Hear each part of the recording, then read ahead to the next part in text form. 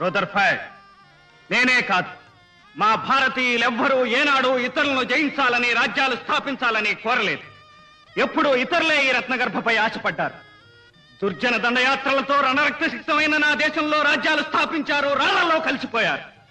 యవనులు, హూణులు, మ్లేచ్చుల చరిత్ర ఎలా అంతమైందో మీ చరిత్ర కూడా అలాగే అంతమవుతుంది. మేము వారి వలె కాదు.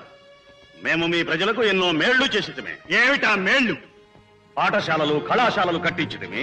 మీ వర్తకపు లెక్కలు రాసే గుమస్తాలను తయారు చేయడానికి, రోడ్లు వేయించటమే. మీ సైనికులు విచ్చలవిడిగా తిరగడానికి, మా సంపదను మీ దేశానికి తరలించడానికి.